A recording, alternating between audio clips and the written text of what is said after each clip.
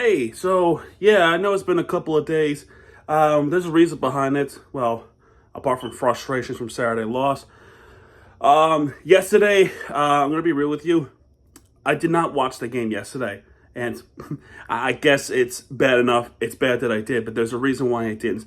Not because of the losing, which that was the reason earlier this year, but yesterday I had two work shifts. So I had like a little bit of double shift. So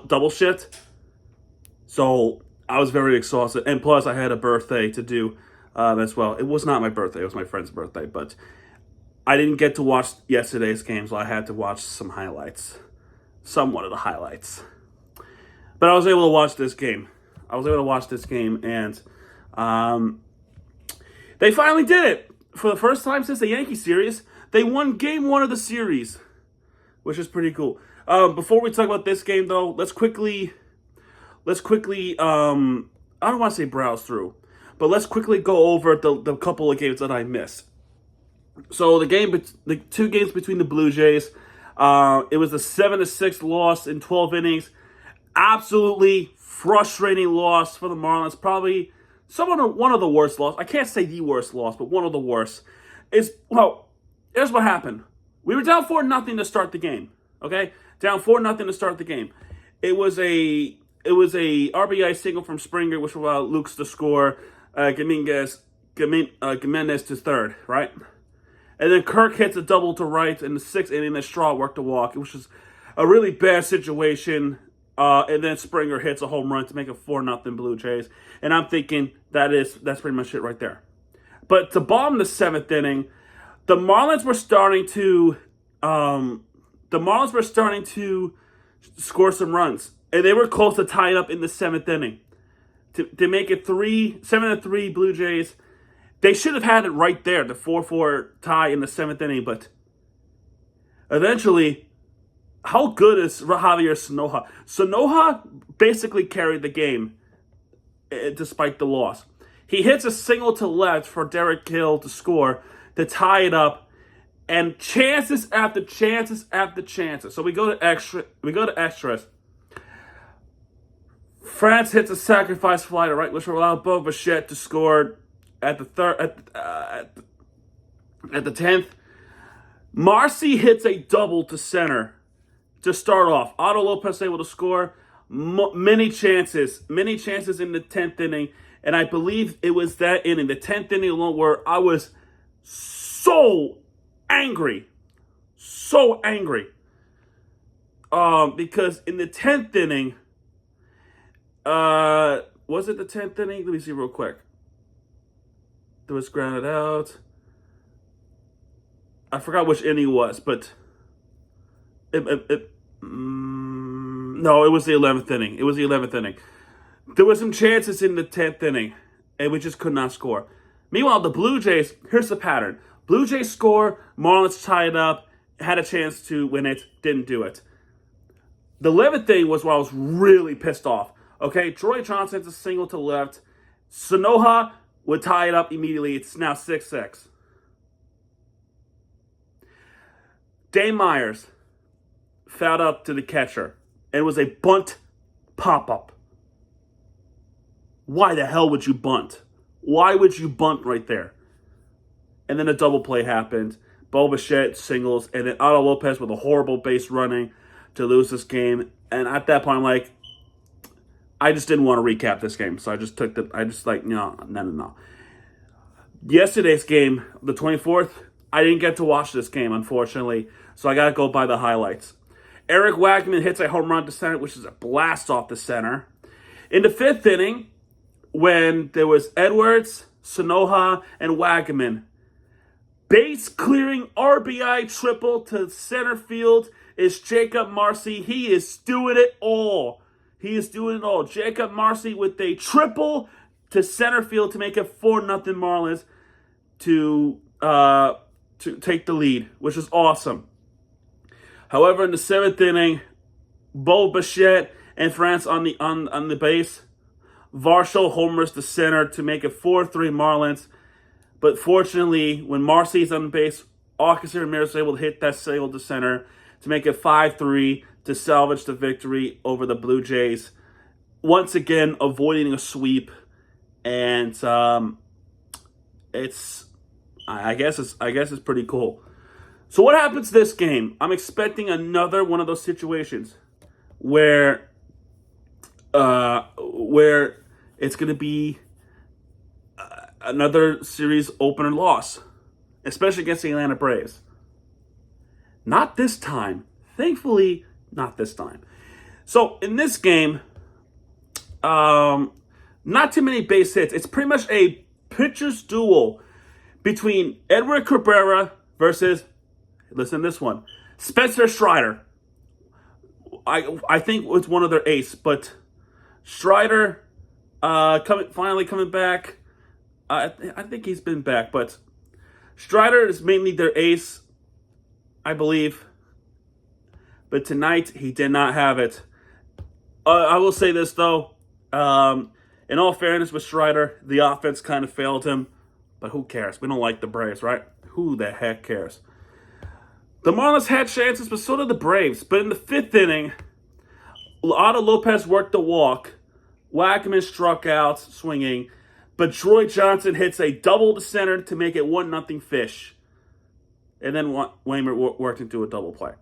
So 1-0 Marlins right there. And bottom of the 7th inning, Ramirez was hit by a pitch.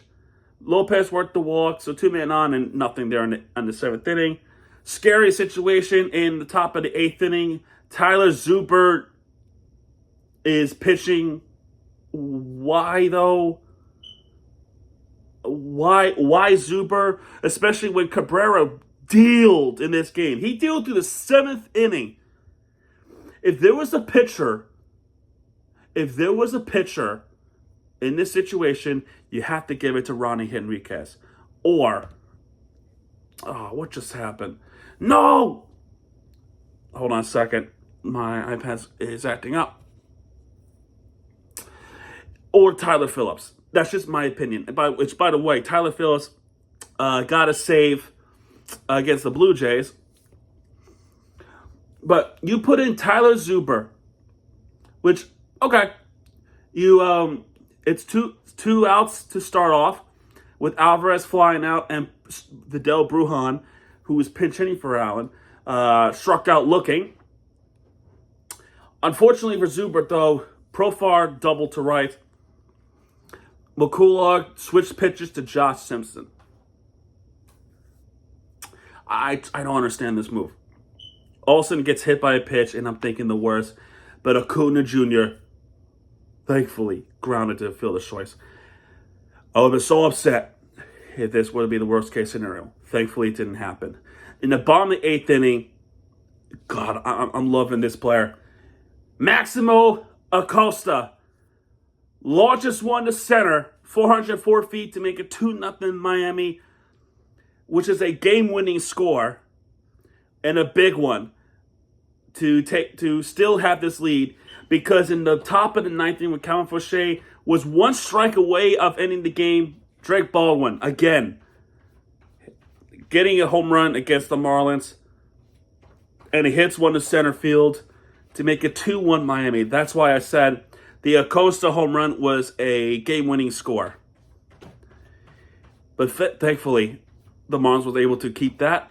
As for the first time since the Yankee series, the Marlins have a 2-game winning streak and opening up the series.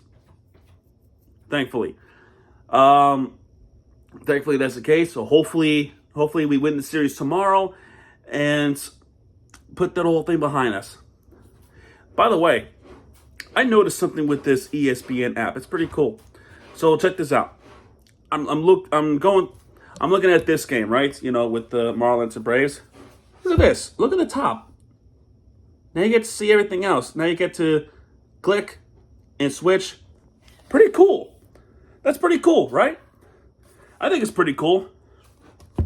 So now you don't have to exit the thing and then you have to select. No, you could just pick it from the top of the screen. And yes, it'll show you the final scores. Here, I'll just show you. It'll show you the final scores if you keep scrolling. Pretty darn cool, right? Pretty darn cool. I don't know if that's the same thing with computers. I think it should be, right? Because computers are more important than just iPads and tablets. But it's pretty cool. It's pretty cool. So, wonderful game for the Marlins. Pitching-wise, absolutely terrific. Dealing Edward Cabrera with pitching 7 innings, right? It's one thing. He only gave up 1 hit and only 2 walks, 10 strikeouts. Absolutely amazing game. Edward Cabrera, 10K. 10K. That's awesome. That is phenomenal. I hope he continues his momentum against the Mets. It should be. But anyway, man, there you go. There's your recap plus the games that I didn't recap. I'm not wearing the exact jerseys for that moment, but I'm still wearing this City Connect uniform because I think let's be honest. Let me be honest real quick. This jersey, it's actually growing on me. I was like really skeptical about it because I wish it could have been like the teal. But I really love this jersey. I actually really love this jersey. So, anyway, man, 2-game winning streak for the first time in a while, thankfully. Tomorrow's matchup is Sandy Alcantara versus Hudson Waldrop.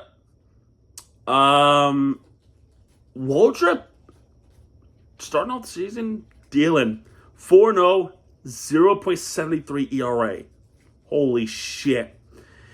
And against Alcantara, that is 7-11 with 6.04 ERA. That is going to be tough. Very tough. That's going to be very tough. So we'll see what happens. We'll see what happens with this game. I think he made his debut. I think he made his debut.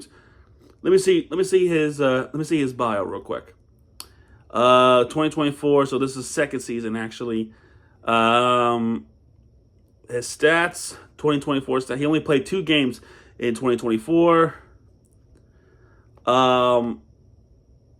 So he's off to a really good start. Off to a phenomenal start with the Atlanta Braves. So we'll see what happens. Let's see what happens. We try to get the series tomorrow. And the Wednesday matchup, that is going to be 1 o'clock. It's going to be 1:10 on Wednesday. Ryan Gosto versus Joey Wentz. So I don't expect to take that game, but you want to take the game tomorrow. And then we got the 4-game series against the Mets. Possibly a big series against the Mets, but we're not there yet. All right, let's get to it. I'll see you guys in the next video. Good night, folks.